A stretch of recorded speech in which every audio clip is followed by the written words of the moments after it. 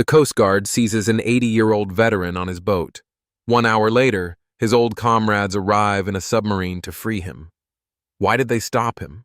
What secret does the North Star hold? And what ignites the Alaskan seas when the sub surfaces? This isn't just about a detained vessel.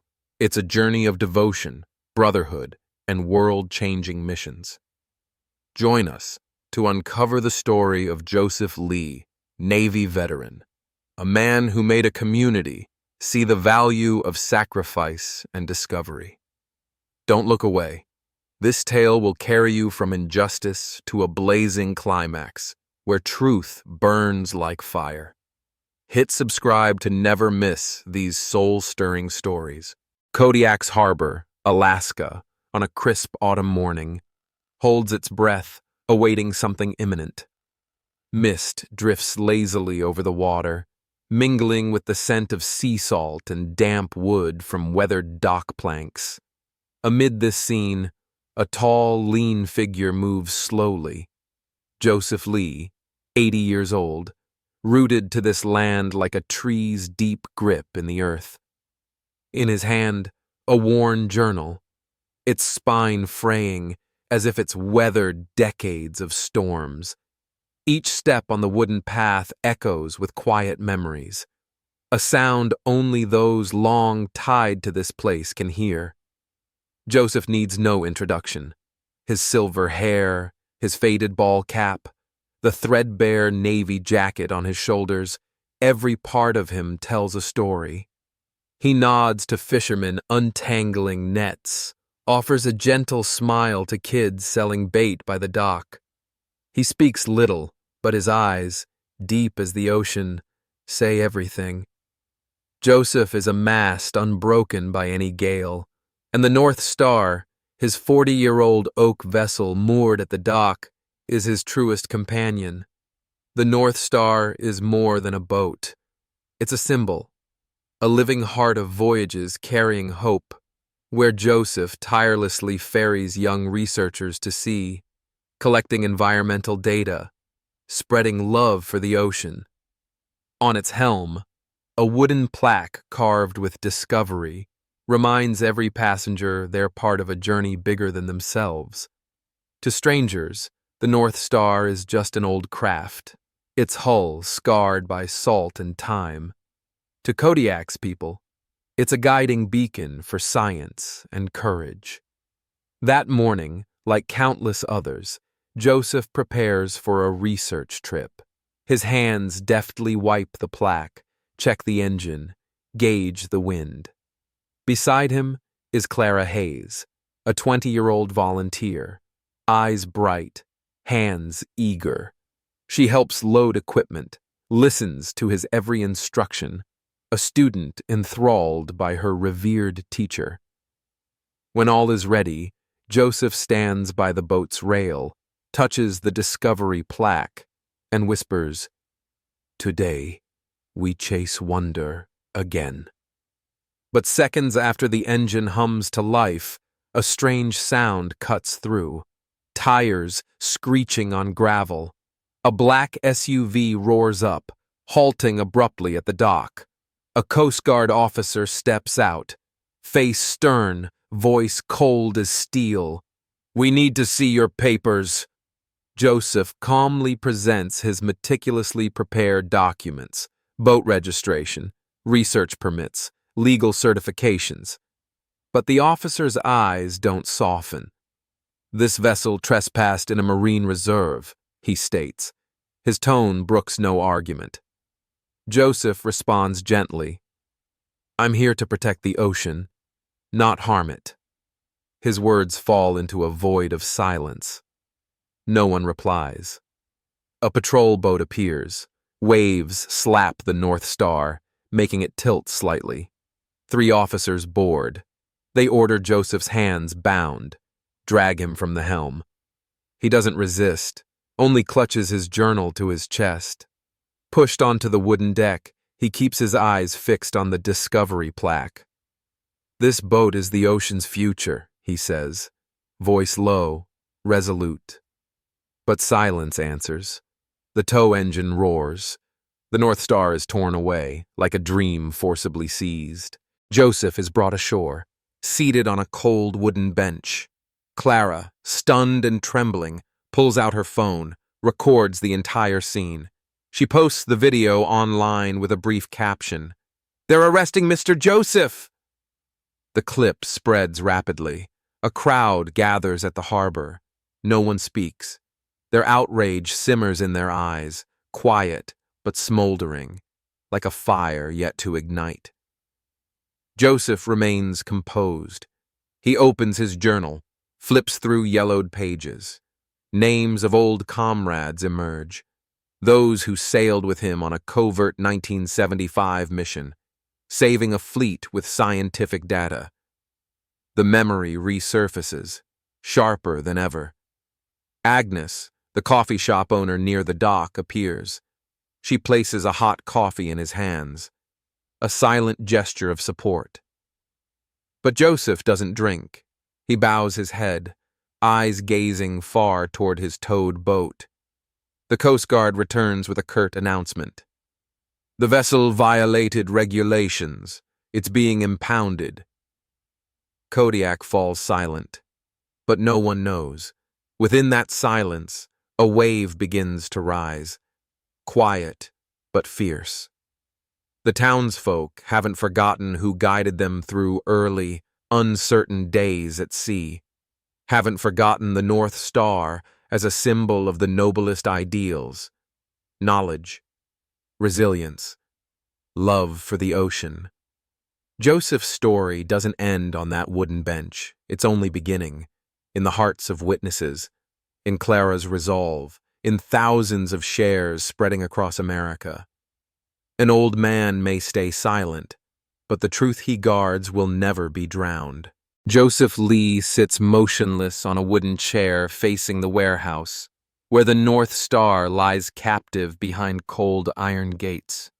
In his hands, a mission journal, its spine worn by years, yet each page pulses with a lifetime's dedication.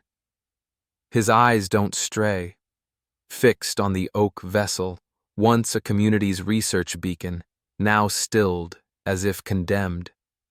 Each breath he draws swallows silent rage, while the faded ink in the notebook seems to blaze in his palms. Kodiak's harbor knows him well, a quiet man, always there when needed. The North Star, with its weathered hull and hand-worn ropes, isn't just a vessel. It's where Joseph guided young scientists to sea, taught them to sample water, measure currents, above all, to heed the ocean's call.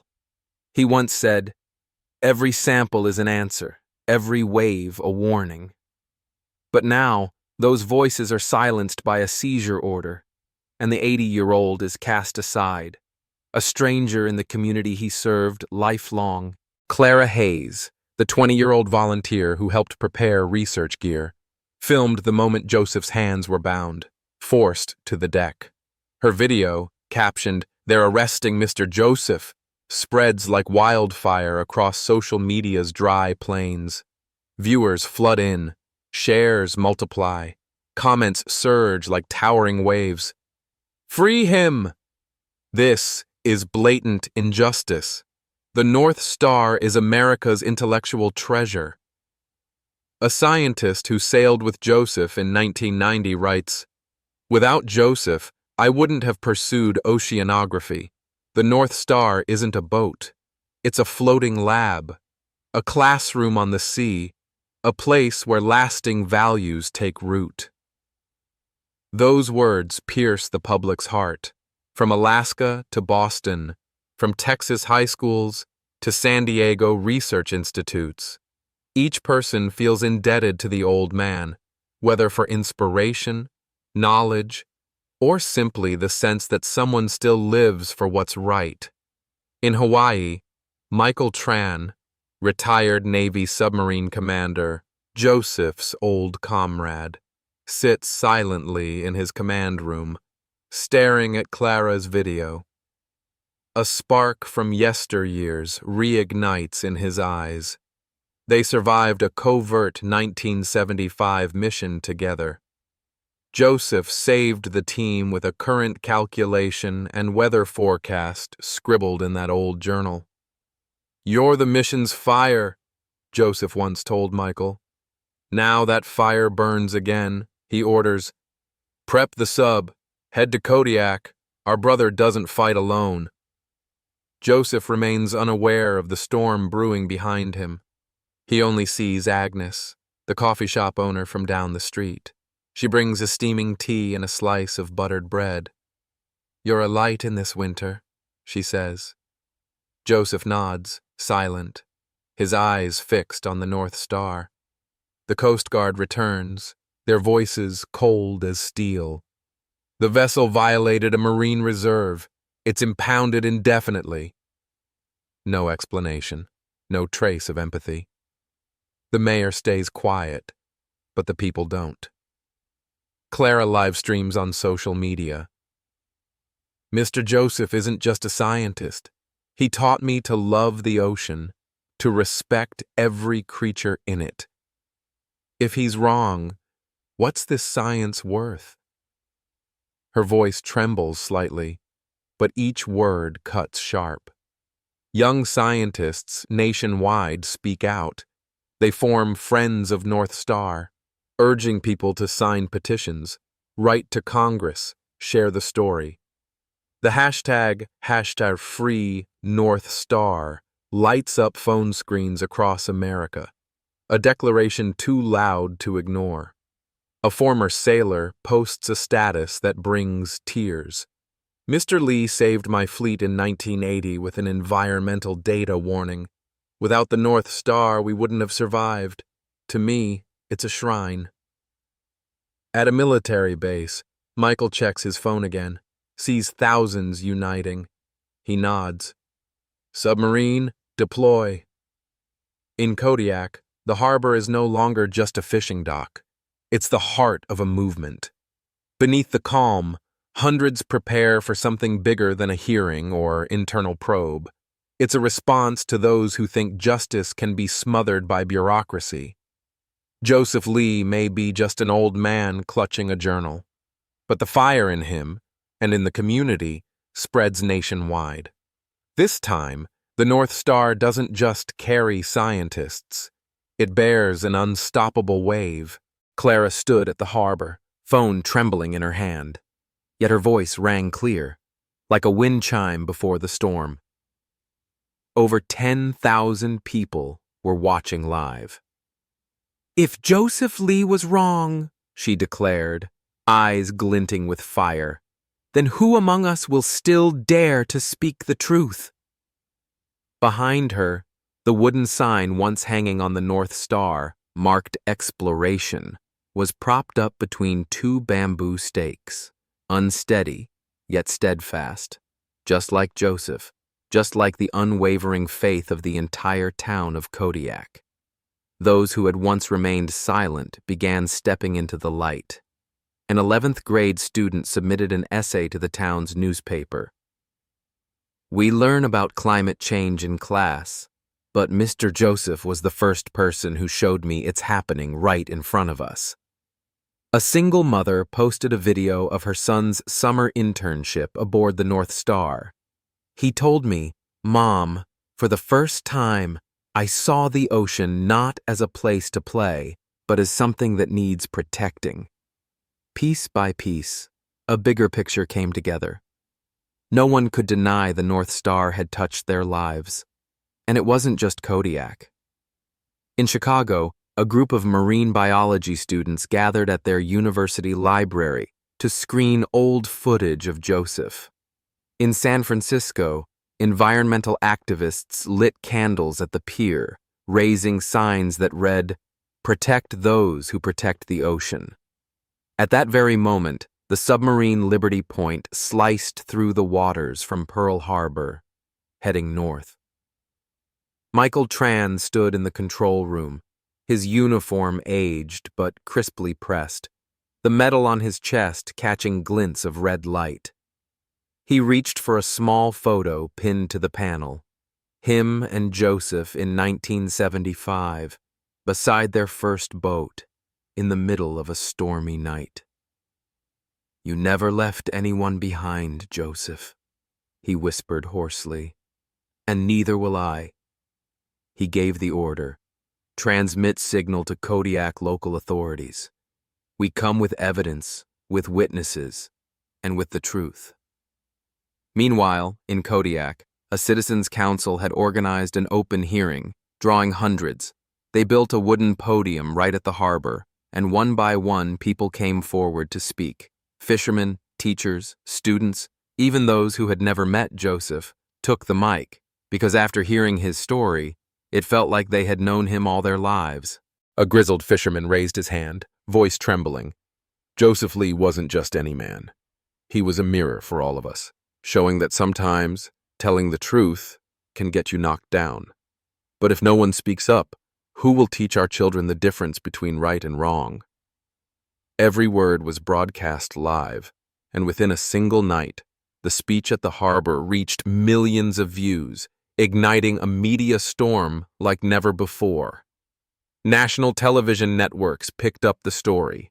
Reporters from the New York Times, CNN, even the BBC, began arriving in Alaska, all wanting to meet the 80-year-old man being treated by the law as though he were a criminal. Joseph remained seated on the wooden bench. He did not hide his exhaustion, yet never lost his calm. Whenever someone asked, he simply said, "I did what I believe is right. The ocean taught me that." On Wednesday morning, while the sky was still blanketed in mist, a strange sound echoed from the horizon. Townspeople rushed to the harbor, eyes fixed on the sea. A black speck slowly appeared, growing larger. It was Liberty Point. As the vessel approached, the American flag and naval insignia fluttered atop the mast. On the deck, Michael Tran stood tall, his gaze sharp, just like in the old days. He descended the steel ladder, stepping onto Kodiak's soil like a man stepping back into a memory. Joseph and Michael met again, surrounded by a swarm of media. No words were needed. They shook hands.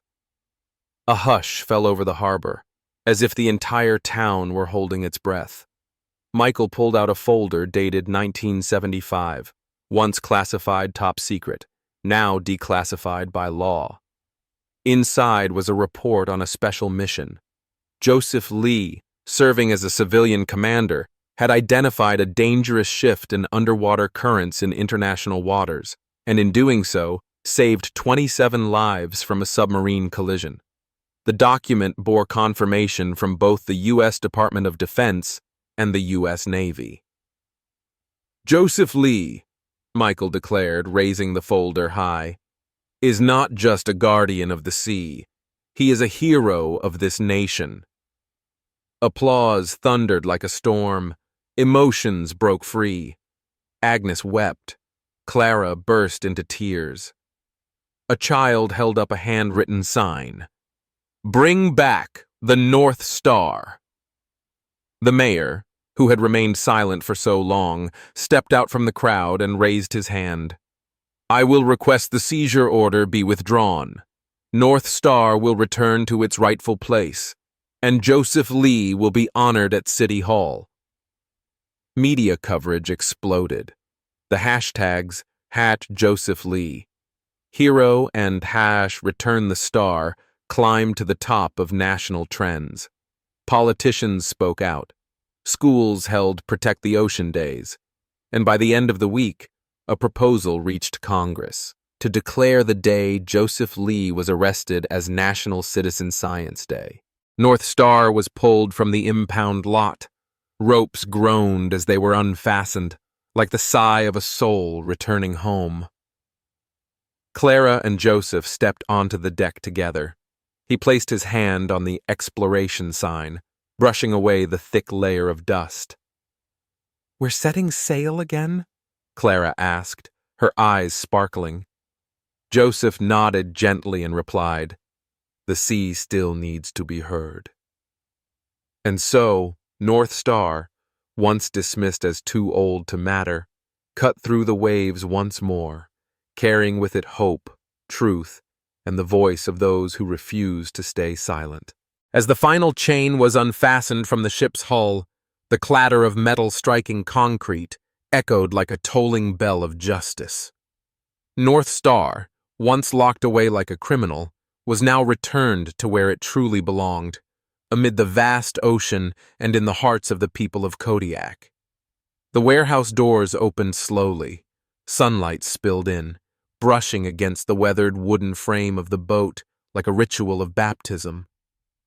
The wind swept through, lifting the haze of dust that had dulled the word exploration carved near the stern, revealing it once more, clear and bold, like a voice calling from the past. Joseph Lee stepped forward. His hands trembled, but remained resolute. Each step he took seemed to silence the crowd. No one spoke. No one moved. They simply watched, as witnesses to a sacred rite. He raised his hand to touch the aged timber, his fingers tracing the cracks of time.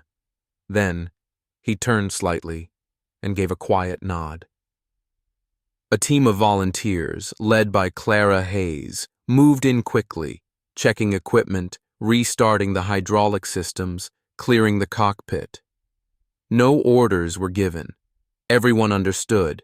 Today, North Star would sail. Behind them, Colonel Sarah Kwan and Michael Tran stood still. They neither intervened nor gave commands. They simply watched, like old soldiers passing command to something greater than rank or regulation. Colonel Sarah turned to Michael and whispered, "We could make a museum of this vessel, preserve it as a national heritage." But Michael shook his head, his eyes never leaving Joseph. "No," he said, "North Star isn't ready to rest. She still has something to say." Joseph stepped onto the deck. His gaze swept over the damaged corners, the gutted equipment. But like a father embracing a child returned from the storm, he didn't see flaws. He saw promise.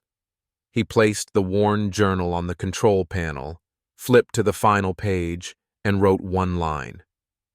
"The day we return, North Star lives." The press surged in like a tide. Cameras rolled, capturing his every gesture, the smiles in the crowd. A young reporter, who had once written about climate change, was moved to tears watching Joseph raise the emblem flag atop the ship. In that moment, the harbor ceased to be a place of docking. It became a living monument, where humanity, science, and courage converged. Standing beside Joseph, Clara asked softly, "Where do we go first?" Joseph didn't answer right away. He looked out toward the open sea, where the horizon had just begun to unfold, then smiled. "Wherever the ocean still needs us." A moment later, the engine roared to life. That familiar hum of North Star returned, like a heartbeat resuming after a long silence. The crowd erupted in cheers and applause. Some began singing the old fisherman's song, "Returning from the fury, bearing the words of the sea." Clara wept openly. She knew she wasn't just boarding a ship. She was stepping into a new chapter, beside the teacher the world had finally learned to honor. The ship slowly pulled away from the dock. Small fishing boats lined the route, sounding their horns in salute, like a parade in tribute. On the deck, Joseph raised the bronze plaque just awarded to him. "In honor of Joseph Lee, Flame of the Ocean." Sunlight struck the plate, making it glow like an unspoken oath. In the distance, a pod of whales suddenly surfaced, spraying white mist into the air, as if nature itself had joined the celebration. Clara laughed through her tears. "The sea's greeting us. You see it, don't you?" Joseph gave a small nod. His hand rested on the bronze plaque, then gently brushed the folded naval flag beside it. He said nothing, but his eyes, those same unwavering eyes, spoke for him. "I am still here, North Star lives. The truth is still in our hands. That afternoon, the town government held a ceremony at the Central Hall. A new commemorative plaque was installed at the entrance, etched with the words, "Kodiak will forever be grateful to those who listen to the voice of the sea." And beneath it, a name, Joseph Lee, scientist, protector, pathfinder. Schools across the region dedicated an entire day to learning about the ocean, about the North Star, and about the spirit of citizen science.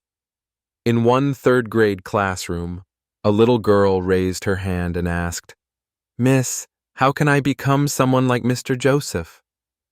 The teacher smiled gently, placing her hand over her heart. "You begin by listening, not just with your ears, but with your heart." That night, Clara sat alone on the ship's deck, a soft breeze drifting by. She opened Joseph's journal and turned back to the very first pages, where he had written about his first mission with Michael in 1975. The ink had blurred, the paper had worn thin, but the spirit within those words still burned bright, as if written only yesterday. And in that moment, she understood. North Star had never been just a boat. It was a reminder that in a world rushing for fame, power, and noise, there are still those who choose quiet service. Those who believe that protecting life doesn't need a stage, only a compass pointed true, a heart that never falters, and a flame that never dies. Joseph Lee, the guardian of the ocean, had reignited that flame. And now, the entire nation was carrying its light forward, from Alaska to the eastern shore. North Star had returned, and no one, no force on earth would ever extinguish it again. Joseph Lee still stood there, on the deck of the North Star, quietly watching the horizon, as if whispering a conversation with the ocean itself. In his hand was the mission journal that had journeyed with him for half a century, now no longer just a bundle of old pages, but the spiritual core of an entire generation who believed that science and civic responsibility could walk hand in hand. The sea breeze played gently through his silver hair, lifted the hem of his weathered coat, and in his eyes, steady, tender, yet never dimmed, was the light of an ancient lighthouse, still silently guiding the young ones following in his wake. From the moment he was once bound on this very deck, surrounded by the cold stares of those who bore the badge of law, to now, Joseph had become a national symbol of scientific faith and selfless dedication. The United States Navy didn't just return the North Star. They publicly acknowledged his irreplaceable contributions and announced the launch of a new national marine conservation program, naming North Star an official emblem of citizen science and establishing the Joseph Lee National Ocean Research Fellowship in his honor. Today, Joseph was no longer alone on deck. Michael Tran, his old comrade, the man who once rowed with him on the 1975 mission, stood by his side. His hair, too, had turned silver, but his stance remained firm, his eyes still sharp with youthful fire. They didn't need many words, just a nod, a knowing glance. Between them were dozens of young trainees, attentively listening as Clara Hayes instructed them on how to collect water samples, record data, and analyze marine findings. Clara, the same student who once trembled while live-streaming the day Joseph was arrested, now wore the North Star research team jacket with quiet pride. Her voice was clear, steady, her eyes lit with the same resolve once seen in Joseph when he was 20. Down by the harbor, life in Kodiak had changed. The fishermen who once hauled in nets silently now worked together to repair boats, adding environmental monitoring systems to every voyage. Mrs. Agnes, the woman who brought Joseph coffee for years, had launched a community fund named the Ocean Flame, supporting student research projects along the coast. Hanging beneath her porch was a newly carved wooden sign, painted by local children. "Thank you, Mr. Joseph, the one who listened to the sea." Near the harbor, a new research center had risen, the Lee Oceanic Institute, with its main wall built from recycled wood salvaged from old boats Joseph had once helped restore. Inside, every record from the 1975 mission, once classified, was now digitized and on display. Visitors from across the country came to learn about the story of the North Star and about the man who refused to leave its deck, even while bound in chains, just to preserve one single drop of seawater that carried a message. Online, the video titled "They Took Mr. Joseph" had surpassed 60 million views and was now part of university lecture halls across the nation. New comments continued to pour in each day. "I showed this video to my daughter to teach her what real courage looks like." Or, "Joseph Lee isn't just a scientist. He's a reminder of what it means to live with dignity." The hashtag #FreeNorthStar had become a movement, used to tag community-led research projects, marine environmental campaigns, and works of art inspired by his legacy. Joseph never sought fame. He didn't write books, nor did he accept long interviews. Each day, he still rose early, checking the tide chart with Clara, preparing equipment, heading out to sea. On deck, he often stood behind the trainees, watching how they took samples, how they focused, how their eyes lit up when analyzing their first results. And every time, a faint smile would form at the corner of his lips, like a man glimpsing something old, something deeply familiar. The comrades of years past, the missions never quite completed, yet always ongoing. Sometimes Michael would stand beside him and whisper, "You did it, Joseph." And Joseph would simply clutch the journal, not as a weapon now, but as a door opening toward the future. In his heart, every water sample, every data point, every recorded figure was a heartbeat of the ocean. Nothing was insignificant when captured with reverence. Kodiak, once seen as a cold dot on the map of Alaska, had now become a gathering place for hundreds of scientists, volunteers, students, and ocean lovers. CNN produced a 1-hour special titled "North Star, the Vessel That Changed America." And in the final scene, the camera drifted slowly, from the oak hull to the raised sail, before settling on Joseph Lee's face, standing still, as if holding a quiet conversation with the distant waves.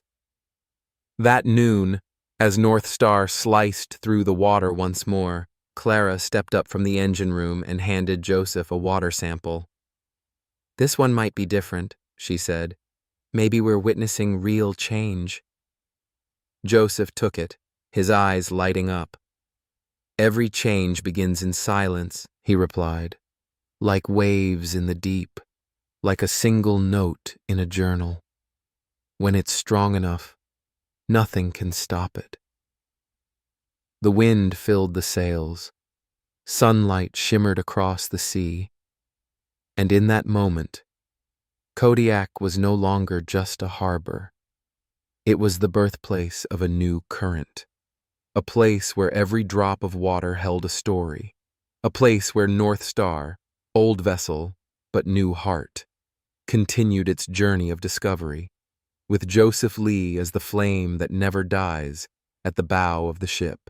Joseph Lee stood upon the deck of the North Star, not just a ship, but a living witness to justice, science, and unwavering loyalty. In his hand, the mission journal from 1975 burned through time itself, capturing the journey of a man once bound in chains for defending the ocean, now transformed into a symbol powerful enough to awaken an entire nation. The scars etched into the oak hull of the North Star were no longer signs of damage. They were medals from a righteous battle, a battle for truth. Michael Tran, his comrade from long ago, and Clara Hayes, the young woman who once held a trembling camera as he was arrested, now stood beside him, watching bright-eyed trainees collect seawater samples. On the Kodiak harbor, the townspeople weren't just repairing boats. They were rewriting a chapter of history. A research institute bearing Joseph Lee's name was rising, where the once classified 1975 data would no longer sit locked in safes, but be shared freely with the next generation. But this is not the end. In truth, this is just the beginning of a new and unexpected chapter. What really happened during that mission so long ago? Why are there records that remain unreleased? And who truly gave the order to detain Joseph? If you're an American, someone who believes in justice, truth, and unbreakable spirit, then this story is for you. Share this video with your friends, your family, your community.